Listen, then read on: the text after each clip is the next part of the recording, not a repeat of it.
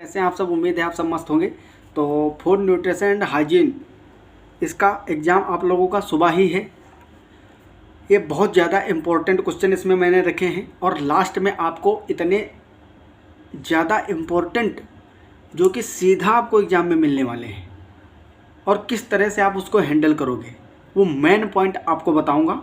तो इसको पूरा कंटिन्यू देखिए, ये क्वेश्चन करिए। इसमें 20-25 क्वेश्चन मैंने इंपॉर्टेंट रखे हैं और उससे रिलेटेड इतने सारे क्वेश्चन बताऊंगा कि जितने भी क्वेश्चन आएंगे सब आप हल कर लोगे। ठीक है, तो ये क्लास आपके लिए बहुत ही ज़्यादा इम्पोर्टेंट होने वाली है।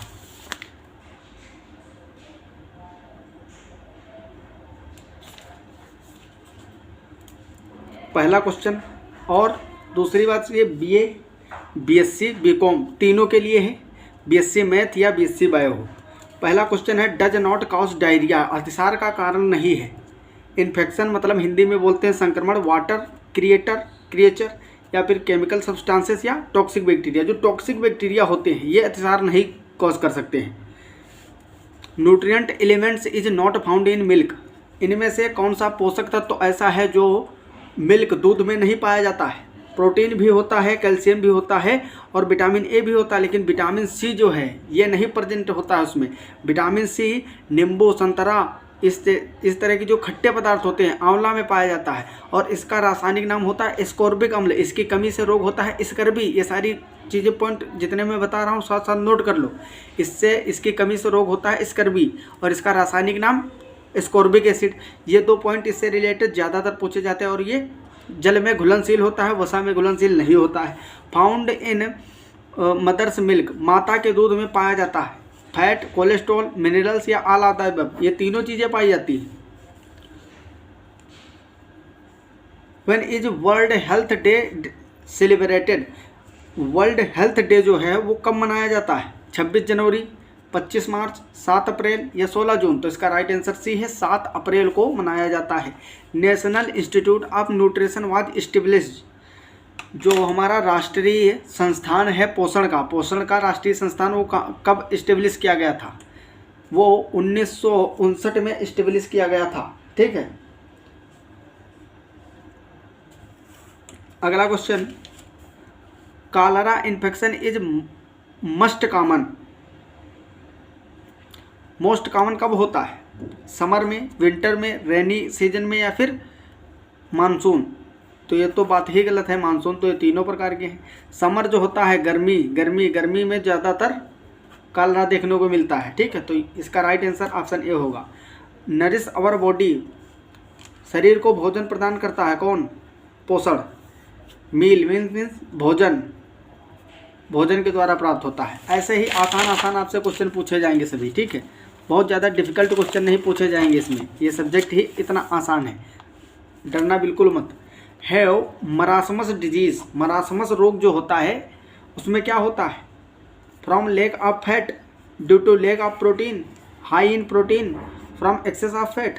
इसमें डिफिशियंसी हो जाती है, किसकी डिफिशियंसी है? प्रोटीन की कमी हो जाती है। Due to lack of protein, protein की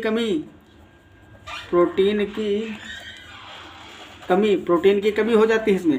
प्रोटीन डिफिशियंसी डिजीज़ है goitre, night blindness, skin disease है बेरी होता है थायमिन की कमी से। विटामिन B1 अगर कम होगा, विटामिन B1 तो हो जाएगा बेरी। नाइट ब्लाइंडनेस होती है विटामिन ए की कमी से, विटामिन ए की कमी से होता है नाइट ब्लाइंडनेस, जिसको हम बोलते हैं रतौंधी। ग्वाइटर होता है, किससे होता है ग्वाइटर आप लोग बताना। ठीक है, और स्किन डिजीज जो होते हैं मेनली प्रोटीन की कमी से हो जाते हैं। Which is a source of protein, इसमें से प्रोटीन का कौन सोर्स है? सोयाबीन में लगभग 47% पाया जाता है प्रोटीन, ये क्वेश्चन पूछता है। ग्राउंड नट मतलब मूंगफली में भी बहुत ज़्यादा पाया जाता है। बीन्स जो लेग्यूम वर्ग के होते हैं प्लांट, और उससे जो दालें प्राप्त होती हैं, और जो सोयाबीन है, बीन्स हैं, इन सब में प्रोटीन खूब मात्रा में पाया जाता है। तो ये जो है तीनों ऑप्शन सही हैं।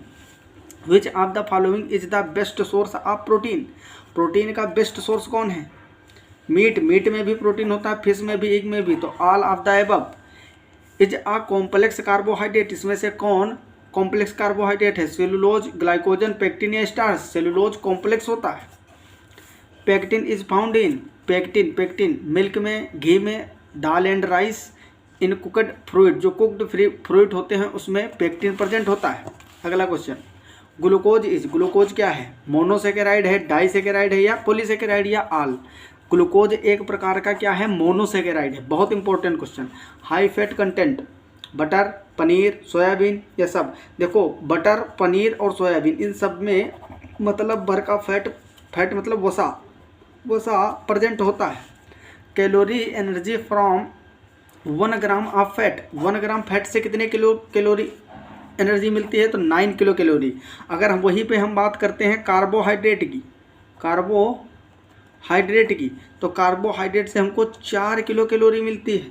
प्रोटीन की बात करते हैं तो 5.6, मतलब 1 ग्राम फैट से 9 किलो कैलोरी, 1 ग्राम कार्बोहाइड्रेट से 4 किलो कैलोरी और 1 ग्राम प्रोटीन से 5.6 किलो कैलोरी मिलता है। Which disease is caused due to lack of fat?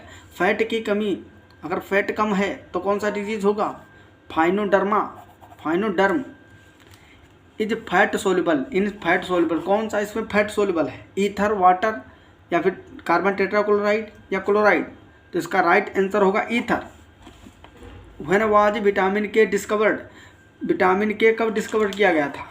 इसका आंसर आप लोग बताएंगे। अब मैं बता दूं आपको इम्पोर्टेंट पॉइंट। पहली बात, आपसे कार्बोहाइड्रेट से क्वेश्चन पूछे जाएंगे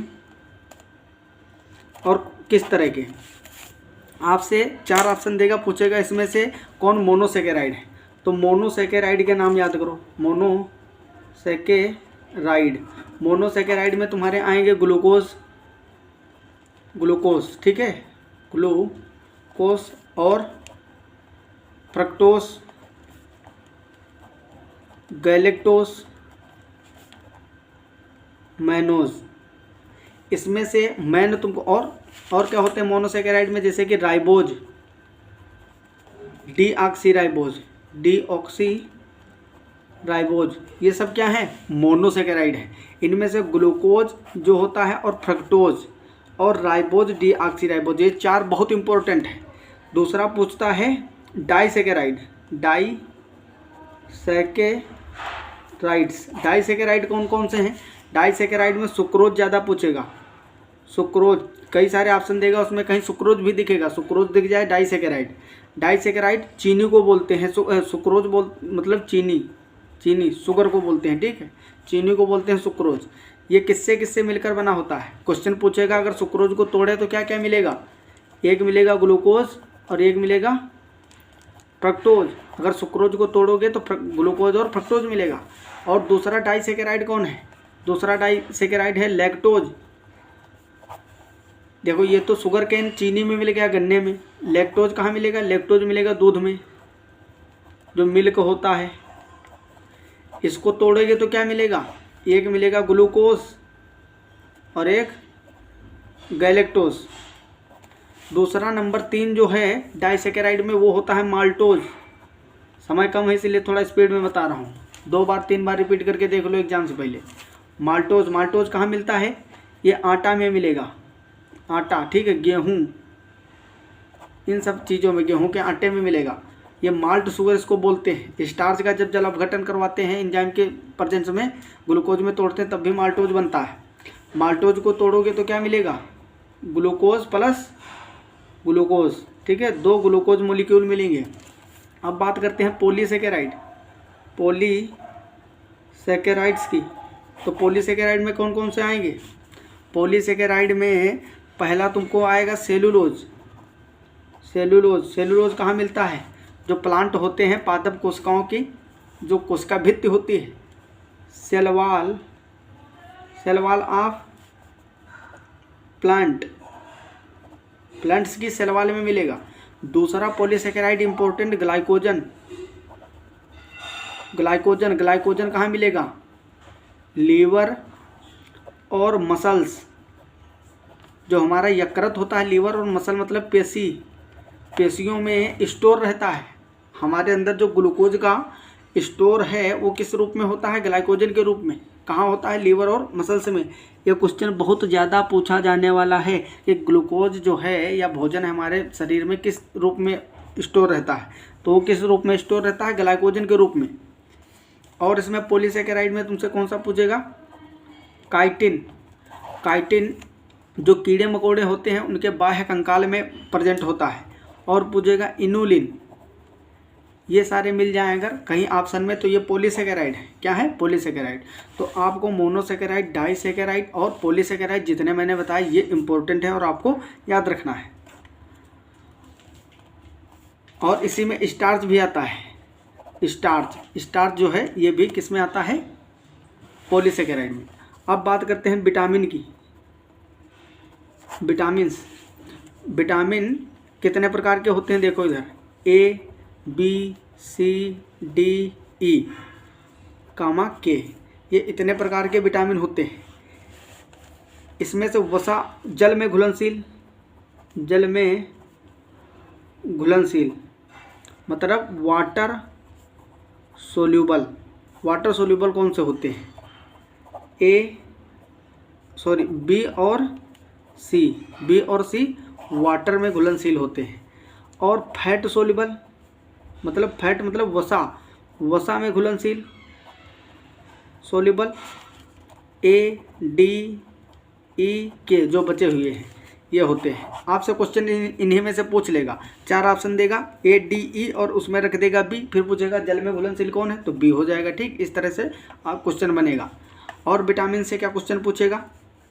विटामिन ए का रासायनिक नाम, तो इसका जो रासायनिक नाम होता है केमिकल नेम, ठीक है, केमिकल नेम होता है इसका रेटिनॉल, ठीक है। अब बात करते हैं विटामिन बी की। तो विटामिन बी कॉम्प्लेक्स होता है, विटामिन बी कॉम्प्लेक्स, इसके बहुत सारे फॉर्म होते हैं। B1 को बोलते हैं थायमीन, ठीक है, थायमीन। इसकी कमी से रोग होता है बेरी। विटामिन B2 इसका नाम होता है राइबोफ्लेविन।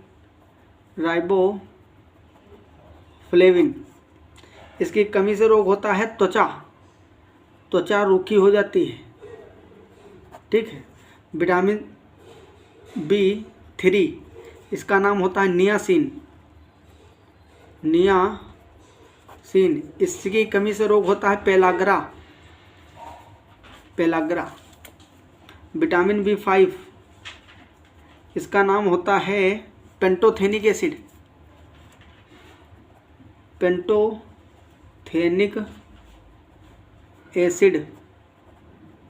ठीक है। इसकी कमी से क्या होता है? एनीमिया हो जाती है और त्वचा के भी रोग होते हैं। विटामिन B6 को बोलते हैं पायरिडोक्सिन। इसकी कमी से भी क्या होता है? रक्त की कमी हो जाती है। अगर इसकी कमी हुई तो हीमोग्लोबिन कम हो जाएगा, रक्त कमी। और क्या बोलते हैं? एनीमिया, उसी को बोलते हैं एनीमिया, इससे भी होता है अगर इसकी मात्रा कम हुई। अब बात करते हैं B7 की, तो इसका नाम होता है बायोटीन। B9 की बात करें, B8 की, तो इसको बोलते हैं फोलिक एसिड। B9 को फोलिक एसिड, ये भी क्या किस में हेल्प करता है? बायोटीन अगर कम होगा तो बायोटीन की कमी से क्या हो जाता है? बाल झड़ने लगते हैं। विटामिन B9 की कमी मतलब फोलिक एसिड अगर कम हुआ तो ये भी रक्त का निर्माण अच्छे से नहीं हो पाएगा। विटामिन B12 लास्ट, साइनोकोबालेमिन, इसकी कमी से क्या होता है? एनीमिया। ये एनीमिया का मुख्य उत्तरदायी होता है। अगर इसकी कमी हुई तो पक्का है रक्त बहुत कम बनेगा, रक्त की कमी बहुत ज़्यादा हो जाएगी। अब बात करते हैं विटामिन बी की हो गई, ए की हो गई। विटामिन सी, इसका रासायनिक नाम होता है एस्कॉर्बिक एसिड।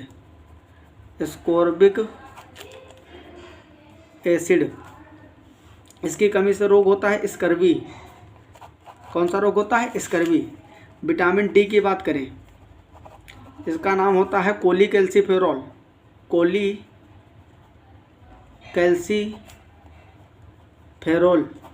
इसकी कमी से रोग होता है सूखा रोग जिसको बोलते हैं रिकेटस। विटामिन ई को बोलते हैं टोचोफेरोल। इसकी कमी से जो जननांग होते हैं अल्प विकसित होते हैं, जननांगों के रोग हो जाते हैं, और बालों का झड़ना ये भी रिलेटेड होता है विटामिन ई से। तो ये विटामिन हो गए। विटामिन की खोज किसने की थी, ये क्वेश्चन पूछता है। विटामिन की खोज फंक ने किया था। फंक या फुंक जो बोलते हो, ठीक है, फंक एक साइंटिस्ट थे, वैज्ञानिक फंक ने विटामिन की खोज की थी। ये विटामिन से क्वेश्चन हो गए। वाटर सोल्यूबल बताया मैंने आपको, और जो फैट सोल्यूबल होते हैं, और सबके रासायनिक नाम पता होने चाहिए, और सबकी कमी से होने वाले रोग, यही क्वेश्चन पूछेगा विटामिन से। अब बात करते हैं एमिनो अम्ल की। एमिनो अम्ल जिनको एमिनो एसिड बोलते हैं, एमिनो एसिड्स। अमीनो अम्ल जो होते हैं टोटल 21 प्रकार के पाए जाते हैं, प्रकार के। इसमें से आवश्यक कौन से होते हैं, आवश्यक मतलब एसेंशियल, एसेंशियल इसका मतलब समझते हो, आवश्यक का 21 होते हैं, उसमें से 10 आवश्यक होते हैं, 10 एसेंशियल होते हैं। मतलब ये हमको ज़रूरी होते हैं पादपों से। कहाँ से मिलते हैं, प्लांट से मिलते हैं, पादप जो पेड़ पौधे हैं। और बाकी 11 प्रकार के होते हैं जो हमारे बॉडी में ही फॉर्मेशन उनका हो जाता है। ये चीज़ याद रखना है आपको। तो अमाइनो एसिड 21 प्रकार के होते हैं, उसमें से 11 हमारे अंदर सिंथेसिस हो जाता है, संश्लेषण, और 10 अमाइनो एसिड ऐसे होते हैं जिनको हम पादप या प्लांट से लेते हैं, ठीक है, बॉडी में पूरा करते हैं। इनकी कमी से रोग भी होते हैं। अमीनो एसिड जो है प्रोटीन की सबसे छोटी इकाई होती है, प्रोटीन की सबसे छोटी इकाई होती है। बहुत सारे अमीनो अम्ल, इस तरह से अमीनो अम्ल, मान लो ये एक डिब्बा एक अमीनो अम्ल है, ठीक है, तो ये जुड़ के बनाते हैं प्रोटीन। प्रोटीन जो है हमारे शरीर का आधारीय भाग है, हमारे शरीर का मेन जो पार्ट है कौन बनाते हैं, प्रोटीन बनाते हैं। जो एंजाइम होते हैं, एंजाइम किससे बने होते हैं, प्रोटीन से। एंटीबॉडी किससे बने होते हैं, एंटीबॉडी प्रोटीन से। हार्मोन, जो हार्मोन्स होते हैं, मेनली हार्मोन्स जो मेन हार्मोन है किससे बने होते हैं, प्रोटीन से। तो ये यहाँ से आपसे प्रोटीन से क्वेश्चन पूछा जा सकता है, ठीक है। प्रोटीन बहुत ज़्यादा इम्पोर्टेंट है, प्रोटीन वाला पार्ट भी। तो ये बहुत ज़्यादा इम्पोर्टेंट पार्ट था जो कि आपके एग्जाम में यहाँ से क्वेश्चन देखने को मिलेंगे, ठीक है। बहुत इम्पोर्टेंट पार्ट था। इसको 2 बार 3 बार, जितना समय है जब तक एग्जाम नहीं हो जाता, कई बार देखो। और इससे पहले मैंने 4 से 5 लेक्चर इस पे ऑलरेडी वीडियो अपलोड किया है, फूड न्यूट्रिशन एंड हाइजीन पे, उसको भी देख लीजिए, ठीक है। ये महासंग्राम भी आपके लिए बहुत अच्छा साबित होगा। और जितने मैंने बताए थे आपसे फुल नेम, जो जैसे कि NIN है, NIN, ये सब इससे पहले बता चुका हूँ। नेशनल इंस्टीट्यूट ऑफ न्यूट्रिशन कहाँ स्थित है, हैदराबाद, हैदराबाद, ठीक है। ये सारी चीज़ें मैंने डिस्कस की इससे पहले के लेक्चर में। तो इस तरह के फुल नेम भी पूछे जा सकते हैं, कहाँ स्थित है ये भी पूछा जा सकता है। और जो पोषण से संबंधित हैं वो बहुत आसान क्वेश्चन पूछे जाएंगे, आप लोग आराम से कर लोगे, टेंशन कोई मत लेना। तो मिलते हैं अगली क्लास में, अच्छे से पढ़ाई कर लो, ठीक है। और तब तक के लिए ओके बाय। आपके एग्ज़ाम के लिए all the very best, good luck for your examination, bye.